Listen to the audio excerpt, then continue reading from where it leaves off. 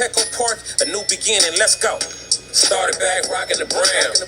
Ever since we've been knocking them down. Baby said she wanna go to the game. Taught her how to say Padre gang. Started back rocking the brown. Ever since we've been knocking them down. Mitchell and Ness with the old school name. All of the homies holler Padre gang. Yeah, that. And good day, everybody. Welcome to episode 182 of the Talking Friars podcast and YouTube show. I am your host, Ben Fadden, here with the special guest today, pitched on that famous 98 Padres team, and his nephew now is in the big leagues, and that is Aaron is the nephew. That is Andy Ashby. Thank you so much for joining the show. You know what, Ben? Thanks for having me. It's always good to talk to you.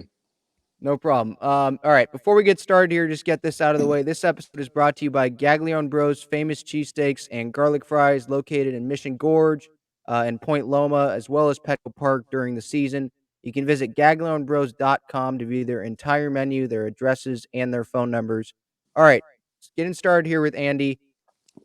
For anyone that doesn't know, I'm sure that you guys probably all don't know, we met at Petco Park before Aaron was making that start against the Padres. And my question here first to Andy is, when Aaron was making that start, you obviously were on the Padres side. So were you totally on Milwaukee's side that day, or once Aaron left the game, you were like, oh, I'm fine with the Padres here? Yeah, I was kind of 95% on Aaron's side until he went out of the game. Then I switched back to the Padres. I don't know if that's good to do, but you always want your family member to do well, and he pitched really good. I think he was a little nervous just from everything going on. I think, well, like he said, I think I was more nervous than what he was, but he pitched really well. He loved the stadium, loved the people in San Diego. So I'm glad it turned out the way it did. And yeah, because you talk about how well he pitched this year. I think he's gone 11 2/3 innings against the Padres and has struck out 14 guys so far, or this season in the season series. So, yeah, I'd say that's pretty good. Yeah, for Aaron there. what? Yeah, if he just, he's still learning. He's a young kid, but I think if he just trusts, gets more comfortable in the surroundings of being in the big leagues and trusting what he's doing, I think the sky's the limit for him. He's improved a lot since last year.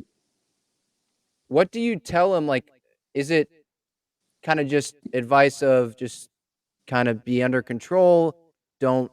Maybe just don't look into the crowd or whatever. Just focus. Make sure to stay focused. Like, what do you tell him or other Padres pitchers who are young like that? I just kind of let him come to me. If he has a question, I'll talk to him about it. But I think as a young pitcher, you have so much stuff that goes on in your mind. You want to go out and do, the right thing to help your club win. But if he asks me, I'll tell him. I think the main thing for any young pitcher like Aaron is going out and trusting your stuff and believing that, you belong in the big leagues and you can pitch here and get people out and help your team win. So I totally think he's getting to that point. I think each time he goes out, he gets better. I know it's not always going to be great every time you go out there, which we all know that. But I think the games where you scuffle a little bit, you learn more than, when it's time to go out there and you kind of breeze through 6 innings, because the hard innings are the ones you learn stuff, because you want to stay away from that feeling of the hard innings. So he's getting it. I get excited every time I get to see him play, and it's a really cool deal. Yeah. And before the game that day, I saw you give a big old bear hug to Tony Gwynn Jr. He So obviously you were teammates with Tony. Was he in the clubhouse all the time? And do you have any stories about Tony Jr.?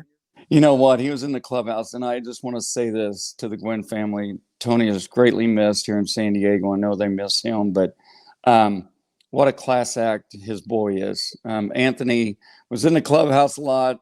Me and Tony and Anthony would go fishing when we go to Houston and get Anthony up about 4:30 in the morning, which he didn't like that. But when we started catching fish, he loved it. But no, it was it was fun watching him grow up and what he became. And he's doing a great job with the broadcasting and everything. But what an honor to still be part around the, friends with the family, even though Tony is gone. Mm-hmm. What do you think of this year's Padres team? Obviously, there are now 62 games through the season, 100 more to go, 100 plus more hopefully to go. Do you think that this team has what it takes to get to the World Series for the first time since you guys did it? I definitely do. I think the chemistry is a lot like we had in 1998. We had veteran guys with some young guys that are just, getting to the point to try and establish themselves in the big leagues. But when you have guys like Manny Machado and Hosmer and all the veteran guys, um, it it helps so much for the young guys if they scuffle a little bit, knowing that these guys are, hey, it's normal, it happens. And now with Tatis being out, they've had some injuries with COVID deal going on right now, but I totally see them being there at the end. And I think they're only going to get better as they go, because I think the injuries, what they have or whatever's going on, they're going to get stronger after the All-Star break. And I think, I'd love to watch them play. The energy, Manny's having a great year. That's huge. He's the captain, so I think people are just saying, "Hey, watch how he plays the game. We're going to go out and play the game like that." And obviously, with the manager change going to Bob Melvin, I wanted to ask, like, do you have any similarities kind of that you've seen between him and like Bruce Bochy? I know that you're not in the clubhouse with Bo Mel, but anything just during game or anything like that that you feel like might be the same with them? I think what I see is he's a player manager like Bochy was. I think, he's under control. He manages the bullpen good.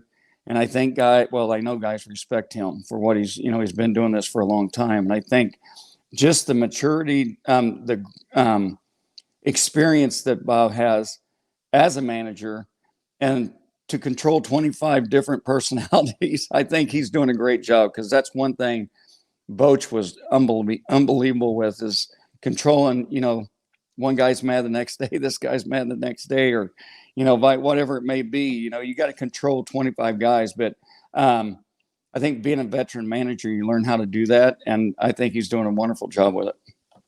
Yeah, and with him managing this team's a little unique to me because of how much starting that they have. Their 7 starters deep, and with these 7 starters, you're allowed to give, Joe Musgrove and Yu Darvish 5 days of rest instead of 4. And I think that's huge long term. Musgrove's already talked about that this season. And my question to you is, with like how this game has evolved, right? You don't really see starting pitchers going as long as they used to. What are your thoughts on that? I know this team is a little bit different, with that, because they do have that extra day of rest, and just historically, these guys do go deeper into games. Just what are your thoughts on how the starting pitching has evolved? I think it's definitely different than when I played. But I think like Darvish and Musgrove and them, they're going 6, 7, trying to get to that 8th inning, which is huge, especially getting that other day. And there's going to be days where they're going to go 4 or 5 innings. But I think that's the way the game is right now. Your starter's going to go 4 or 5. You're going to bring the long guy in, then you're going to get to your closer. So, you know what? That's kind of the way the game has turned around a little bit for me. As a pitcher, when Brownie and I and Joey and Hitchcock, we wanted to go 9. If we didn't go 9, it was like, what the heck's going on? But we wanted to get it to Hoffy. So it has changed, but I think it's for the better. You're saving arms, you're saving bullets. And, the Padres are in a good spot having 7 starters. You can throw guys out there. If you had to bring a guy back on 4 days rest, you still have that opportunity. So I definitely think they're in a good spot. Yeah, and last night was kind of like a throwback game, right? You had Darvish go 8 innings, and you throw it right to Taylor Rogers.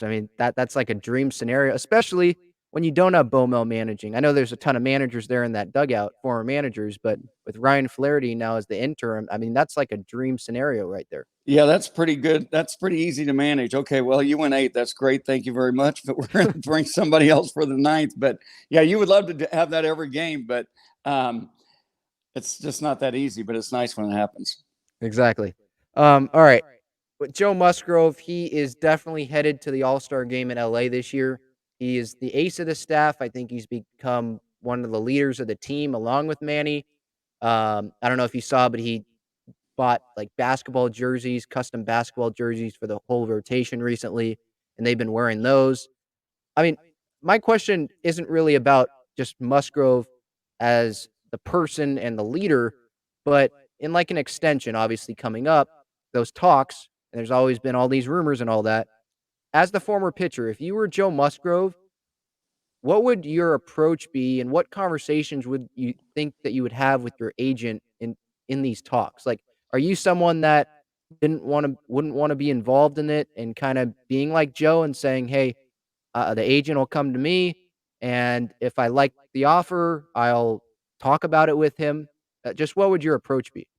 You know what? First of all, I got to meet Joe the other day. I did picture day at the stadium on Sunday, which was Okay. awesome. The fans in San Diego, I love to death. But I'm going went to up to that Joe.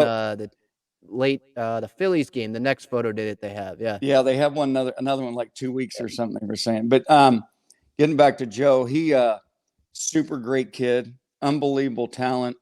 And I think the main thing for Joe, and I would kind of take the same approach, hey, I'm going to go out and pitch. Everything for that kid is going to take care of itself, whether it be this year, whether it's going to be next year or what. I think the main thing for Joe is continue to just handle it the way he's been doing it. I mean, he doesn't want that distraction. I know it's still in the back of your mind. You want to sign, an extension and be done with it. But I think he is so focused on doing the right thing for the team. He doesn't want that to be a distraction. So that's why you have an agent. When they're ready to talk, they'll talk. So kudos to Joe for not letting it be a distraction. Mm-hmm. If you were to put your Peter Seidler hat on or AJ Preller hat on, how much money would you be willing to give? Oh this? My gosh. They've already spent $600 million. So no, 700 and some. But you know what? I think the sky's the limit. I mean, he's going to make, I would think $20 million a year is not out of the question. I mean, definitely. At $25 million. I mean, and he knows that. I think the more he goes out and does well, it's just going to make the price go up. So that's what it feels like. That's what it feels like at every single start. After every start, it's kind of like, okay, his price tag just went up a little bit more. And he knows that. Inning shutout, a little bit more. Yeah. 8 shutout innings, a little bit more, or no hitter into the 8th, a little bit more. It just feels like every single time out. And yeah, you talk about the $20 million. That's definitely going to happen, especially if it reaches to free agency. We see how much money Garrett Cole's made and all that. And Musgrove right now is easily the #1 free agent starter next offseason. So no doubt. It just makes it really, really important for the Padres to get that extension done before he obviously reaches free agency. Yeah, I don't know if they want to get it to that point. Exactly. They might want to get it done sooner than later.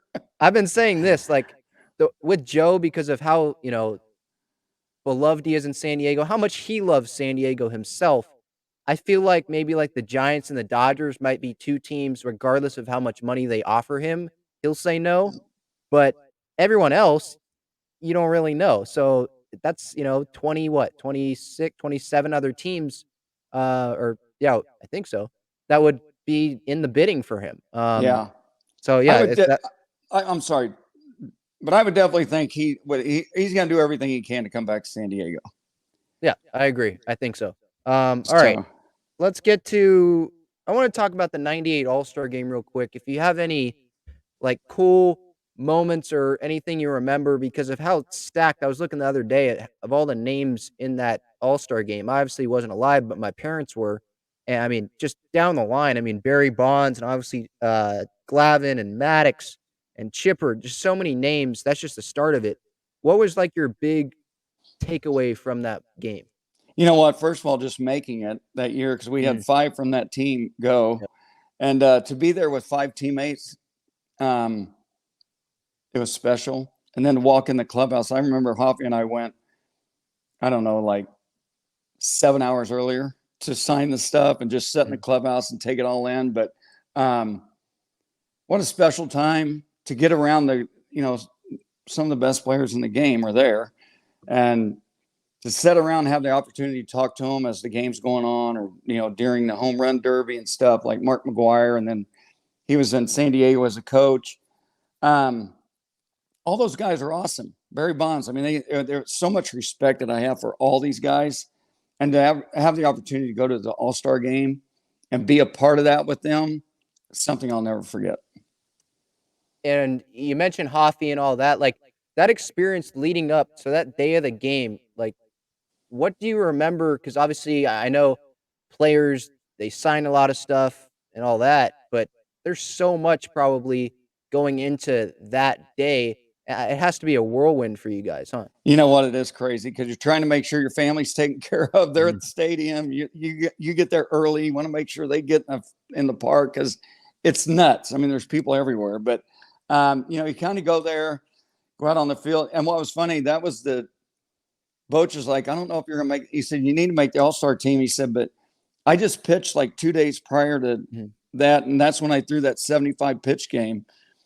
And I was like, I can pitch in 2 days if I make the All-Star team. So I walk into Colorado, and Larry Walker's sitting in the recliner, and I walk in, go to my locker, and he's like, "Oh, is your arm sore?" Because I only threw 75 pitches against him.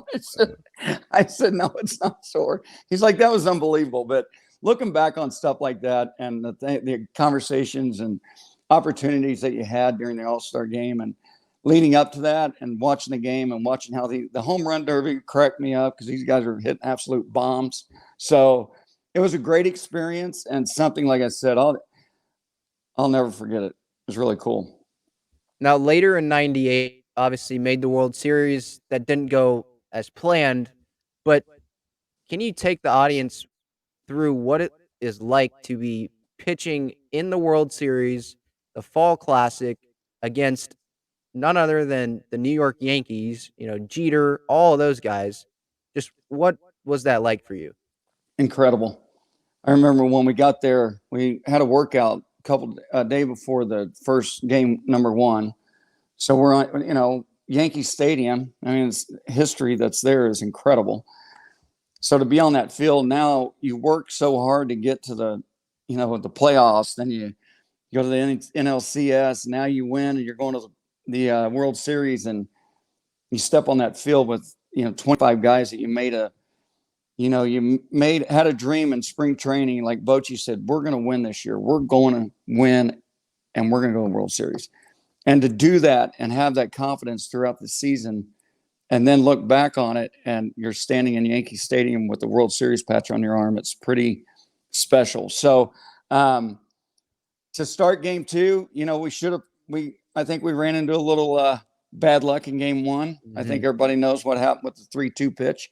But and then I went out and started game two, and it was awesome. I wish I would have pitched better, of course. I wish, we all would have played better. But you know what? We were there.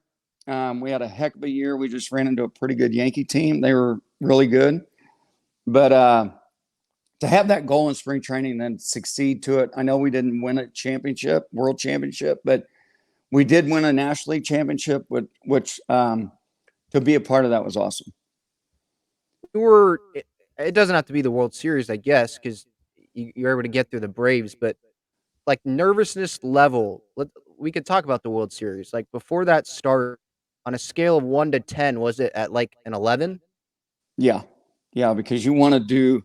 It's just, I mean, it's the World Series. You only have a few shots at this. This is the first time that I've ever pitched in a World Series game, and you want to do well, especially being down one. You want to come out and hey, let's make it 1-1 going into the third game. So it's intense. I mean, the fans in New York, they know baseball. So, they definitely would say some very nice things to you when you're warming up in the bullpen. But it was definitely an experience, like most of the experience I had throughout playing for 14 years and meeting the guys and doing the things I was able to do. I thank God every day because it's pretty special. Is there some type of message that you remember a Yankee fan or some fan during your career saying to you that that made you laugh a little bit maybe while you're warming up?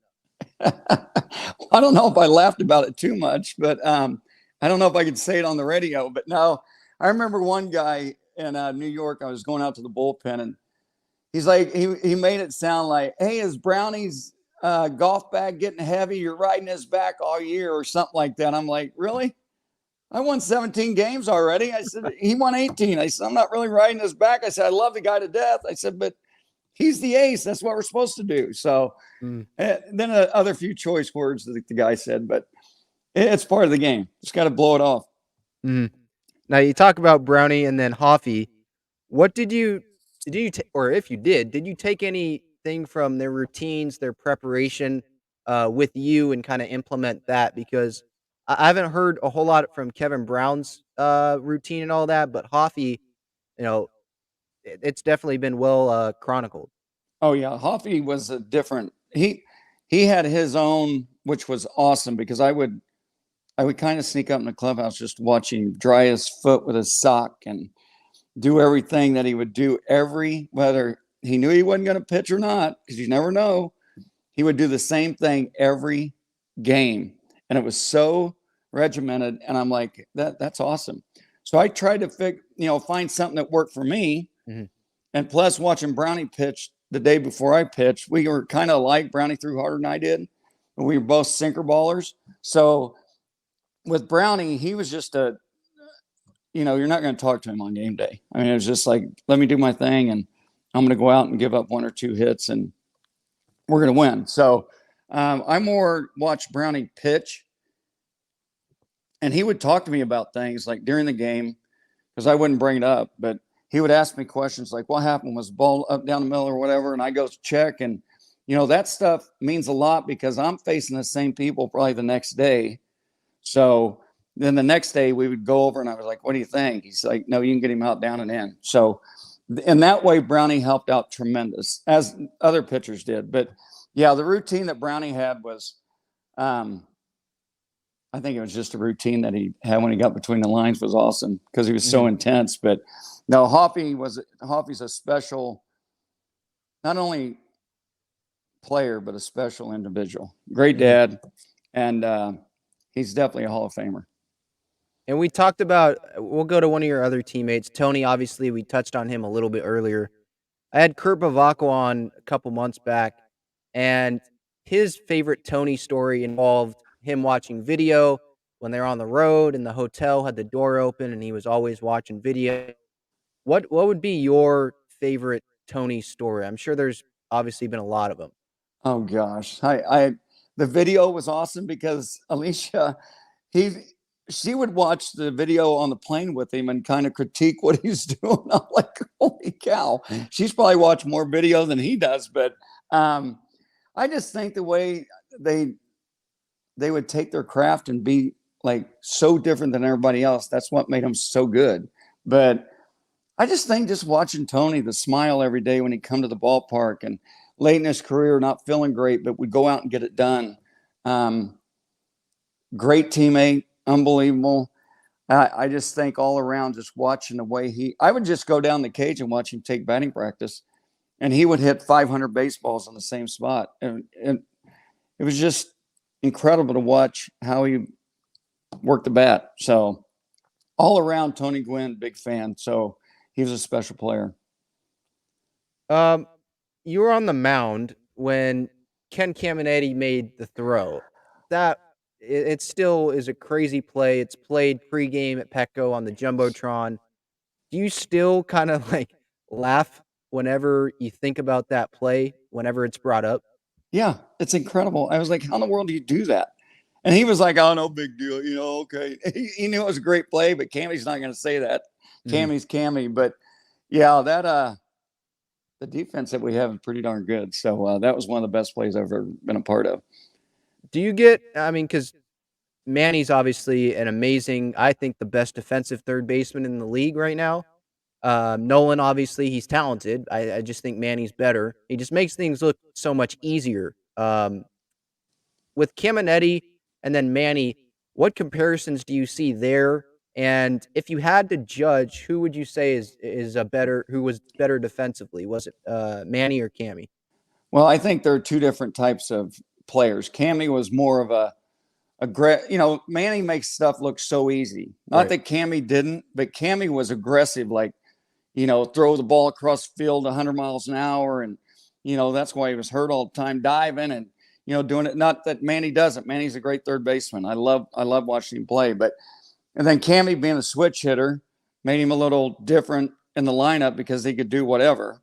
But I mean, to compare, I haven't had Cammy played behind me for a long time, so I got to see what Cammy did. But Manny, I watch on TV, which I love. So it's hard to compare. But I got to say, Cammy's my man. But I love Machado. So all right, Cammy was fun to watch. Yeah. I mean, my parents talked about him a lot. Last one here. If you had to pick one guy, who was your favorite Padres teammate? Oh gosh, that's really hard.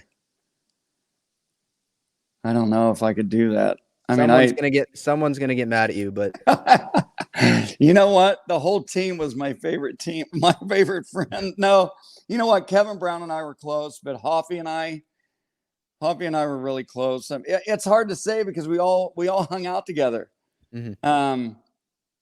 Hitchcock, another. I mean, the whole team, we all just got along. But how about if I just say Bochy was my best friend? How about that? Okay. Okay.